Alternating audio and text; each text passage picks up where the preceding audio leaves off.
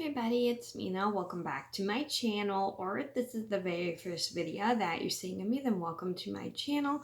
Please be sure to hit the subscribe button down below if you didn't already. I post every day except for Tuesday and Friday afternoon sometimes. And today in this video, I'm going to read you guys seriously. Snow White was so forgetful, and this is the story of Snow White as told by the 7 dwarves. And I'm going to get started, and I hope you guys like this video and give it a thumbs up if you get some laughs out of it.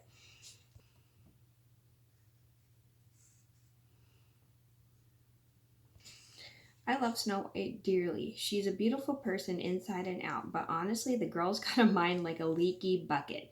Here's the real story of Snow White and the 7 dwarfs.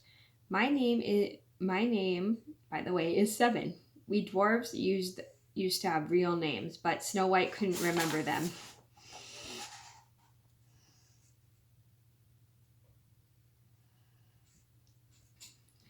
One day we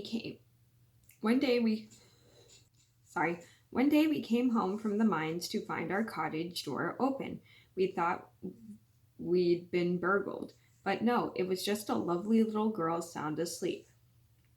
In the morning, she had quite a story to tell. "Hello," she said. "I'm Snow White. The queen sent me into the woods, and a hunter was supposed to kill me, but he was nice and let me go, and I wandered a long time in the woods. I guess I'm very pretty, and that's why the queen doesn't like me. I'm Snow White. Would it be all right if I lived with you? I love playing house and keeping house for real. Wouldn't be all that different, would it? Did I tell you my name is Snow White?" Wow, did she have energy?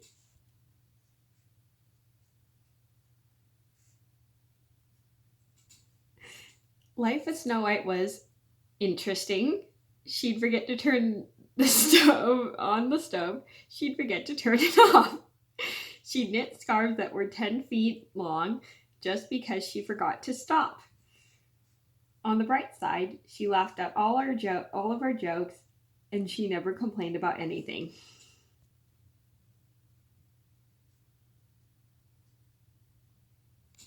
Years passed and Snow White grew up, but she didn't really change. She remained her sweet, charming, forgetful self. Then one day, 5 heard a rumor. The queen knows Snow White is alive. He told us the magic mirror spilled the beans. We gave Snow White orders to stay inside the cottage. She was not to open the door to anyone. We knew the evil queen would try to hurt her.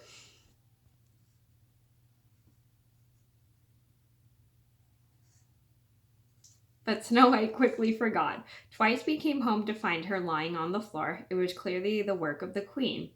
The first time, Snow White couldn't breathe. She was wearing a brand new corset that was laced too tightly. The second time, she had a poisoned comb in her hair. All the queen had to do was dress up as an old woman and offer something pretty for sale.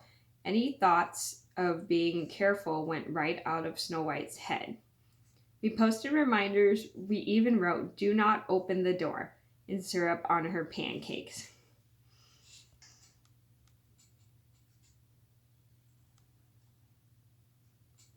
But once again, we came home to find Snow White on the floor. This time we couldn't help her. There was no corset to loosen or comb to remove. We thought she was dead, killed by a magical spell, and yet days passed and she remained as lovely as ever. "It's like she's forgotten how to wake up," 5 whispered. We couldn't make ourselves bury her, so we placed Snow White in a glass coffin and brought her to a spot on the mountainside. We took turns guarding her. Thank goodness that's not the end of the story.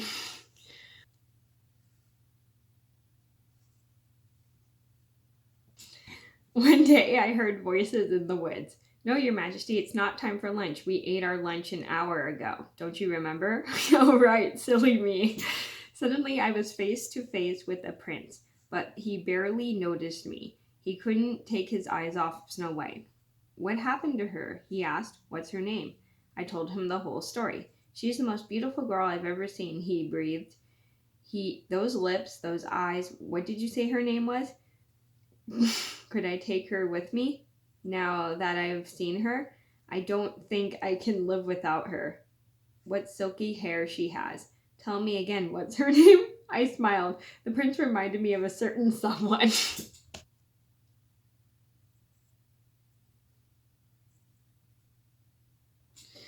We were bringing Snow White back to the cottage so the other dwarves could say goodbye. Without a warning, the prince stopped and turned around. Hey, what about lunch? He asked. The servant slipped, the coffin slid, and Snow White coughed.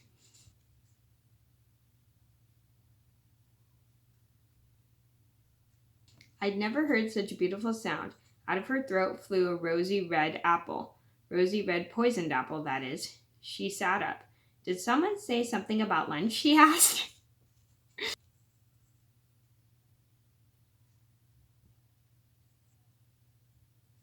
Yes, Snow White married the prince, of course.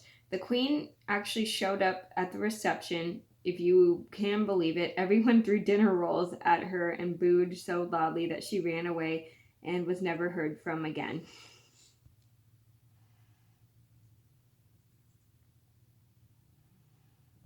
Things are pretty much back to normal now. When it gets cold outside, we're grateful for our 10-foot scarves.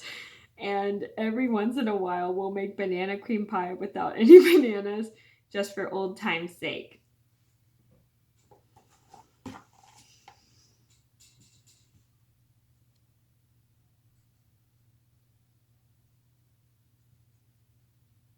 I'm just going to read the think about it. Think about it. Fairy tales have been around for a long time and often have many different versions. What version of Snow White and the Seven Dwarfs do you know best? What is it? How is it different from this one? How is it the same? Who would you rather be friends with? Someone who makes a lot of mistakes but is easy to get along with, or someone who does things well but points out all the wrong things you do? The narrator is the in this story doesn't have a real name. Would you have felt differently about him if he had a name? How about if he were named 1 or 4 or any of the numbers? How do you think the story would be different if it was told from the queen's point of view?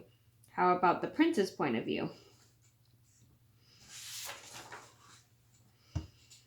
Okay, that was me reading. Seriously, Snow White was so forgetful. I hope you guys enjoyed the video. Thank you so much for watching. Please be sure to like and subscribe if you haven't already, and give this video a thumbs up if you got some laughs out of it.